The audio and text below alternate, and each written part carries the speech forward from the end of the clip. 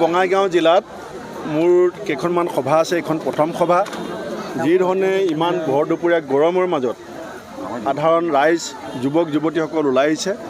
আমি অত্যন্ত আশাবাদী। প্ৰথম পৰ্যায়টো আমাৰ যথেষ্ট ভাল হৈছে, কিন্তু দ্বিতীয় পৰ্যায়ত আগতকৈ বেছি ভাল হ'ব।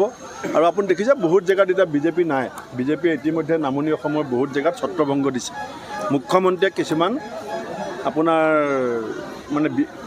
আপোনাৰ কি বুলি কয়, এইটো বেলেগ বেলেগ ৰূপত ছদ্মবেশী বিজেপি এতিয়া ইয়াত পঠিয়াইছে। ইয়ালৈ পঠিয়াইছে যাতে কংগ্ৰেছৰ ভোট ভাঙিব পাৰে, কংগ্ৰেছক দুৰ্বল কৰিব পাৰে। কিন্তু ৰাইজে সংকল্প লৈছে যে বিজেপিক ২৬ চনত ক্ষমতাৰ পৰা কেৱল কংগ্ৰেছেহে অপসাৰণ কৰিব পাৰিব। আৰু সেইকাৰণে আমি এই অঞ্চলৰ ৰাইজক কৈছোঁ যে কংগ্ৰেছ দলক শক্তিশালী কৰক।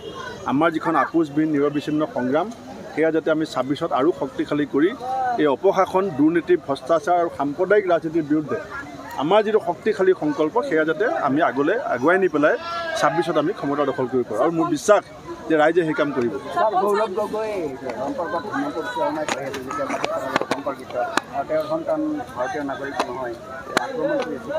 মই মুখ্যমন্ত্ৰী হিমন্ত বিশ্ব ডাঙৰীয়াক এষাৰ কথাই ক'ম, কেঁচু খান্দিবলৈ যাওঁতে এতিয়া সাপ ওলাব। আমি কথাবিলাক অলপ চাই আছোঁ, কিন্তু মই মুখ্যমন্ত্ৰীক কৈ থলোঁ যে কেঁচু খান্দিবলৈ নাযাব, সাপ ওলাব। আপুনিও সন্ন্যাসী ভাও ধৰি আছে, আপোনাৰো অতীত আমি চবেই জানো। প্ৰত্যেক সন্ন্যাসীৰে যেনেকৈ এটা অতীত থাকে, হিমন্ত বিশ্ব শৰ্মাকো মই কৈ থলোঁ কেঁচু খান্দিবলৈ নাযাব। দেখা পোৱা গৈছে যে বিজেপিৰ যথেষ্ট সক্ৰিয় হৈ আছে প্ৰচাৰ অভিযানত।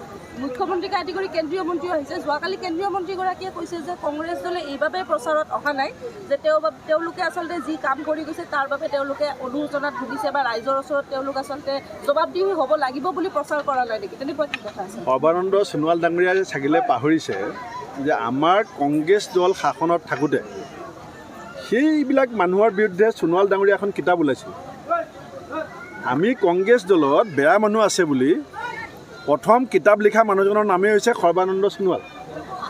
তেখেতে লিখিছিলে যে হিমন্ত বিশ্ব শৰ্মা লুইচ বাৰ্জাৰ আৰু সাৰদা স্কেমত জড়িত। দিল্লীত আৰু দিছপুৰত বিজেপি চৰকাৰ হ'লে তেখেতে এনকুৱাৰী কৰি শাস্তি দিম বুলি কৈছিল। এতিয়া কংগ্ৰেছত থাকোঁতে যিজন মানুহক তেওঁ বেয়া বুলি ক'লে, তেখেতে মুখ্যমন্ত্ৰী হোৱাৰ পিছত সেইজন মানুহকে আঁকোৱালি লৈ চকীখনেই এৰি থৈ গুচি গ'ল। গতিকে অনুশোচনা আমি কৰিব লাগিব নে সোণোৱাল ডাঙৰীয়াই কৰিব লাগে? আপুনি কথাটো চিন্তা কৰিব। এতিয়া যদি অসমৰ ৰাজনীতিক গোটেই ক্ষেত্ৰখনত কোনোবা অনুতপ্ত আৰু অনুশোচনা কৰিবলগীয়া মানুহ আছে, সেইজন হৈছে সৰ্বানন্দ সোণোৱাল ডাঙৰীয়া। কাৰণ পাপ তেওঁৰ গাত লাগিছে। কাৰণ তেওঁ অসমৰ মানুহক মিছা কথা ক'লে। তেওঁ কৈছিলে দুৰ্নীতিমুক্ত অসম বনাম, আৰু দুৰ্নীতিৰ আটাইতকৈ ডাঙৰ চৰ্দাৰজন চিনাক্ত কৰিছিলে তেওঁ, সোণোৱালে। আৰু দুৰ্নীতিৰ চৰ্দাৰৰ হাততে দেশৰ শাসনভাৰ চমজাই দি এতিয়া তেওঁ আছেগৈ সাগৰৰ পাৰত। গতিকে অনুতপ্ত কোন, অনুশোচনা কাৰ হ'ব লাগে, পাপ কোনে কৰিছে, আপোনালোকে বিশ্লেষণ কৰিব। নিৰ্বাচনী প্ৰচাৰ শেষ ৪ বজাত এই অন্তিম সময়ত আপোনাক সুধিছোঁ, কংগ্ৰেছ দলে কেনেকুৱা ফলাফল কৰিব, কিমান শতাংশ? চাওক, প্ৰথম কথা হৈছে আমি যেতিয়া শাসনত আছিলোঁ তেতিয়া বিজেপি দলে অসমৰ ৭০% আসনত তেওঁলোকে পঞ্চায়তত প্ৰাৰ্থী দিব পৰা নাছিলে। আপুনি বিজেপিৰ ৰেকৰ্ড উলিয়াবলৈ মই চেলেঞ্জ কৰিছোঁ।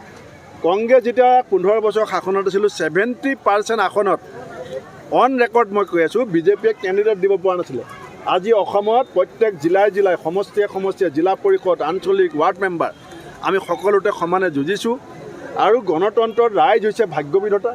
ৰাইজৰ মনত মূল্যবৃদ্ধি, নিবনুৱা সমস্যা, বানপানী, গৰাখহনীয়া সমস্যাৰ ক্ষোভ আছে। আশা কৰ্মী, অংগনাবাদী কৰ্মী, গাঁওবুঢ়া, টেটৰ টিচাৰ, ভেঞ্চাৰ স্কুলৰ টিচাৰ, জলমিত্ৰ, কম্পিউটাৰ টিচাৰৰ মনত ক্ষোভ আছে। PWD ঠিকাদাৰ, ৱাটাৰ ৰিচৰ্চৰ ঠিকাদাৰ, JJMৰ ঠিকাদাৰ, চবৰ মনত ক্ষোভ আছে। এই ক্ষোভৰ বহিঃপ্ৰকাশ পৰহিলৈ ঘটিব। আৰু যদি বিজেপিয়ে বাহুবল, ধনবল বেছিকৈ ব্যৱহাৰ নকৰে, কংগ্ৰেছ এইবাৰ অপ্ৰতিৰোধ্য। ধন্যবাদ।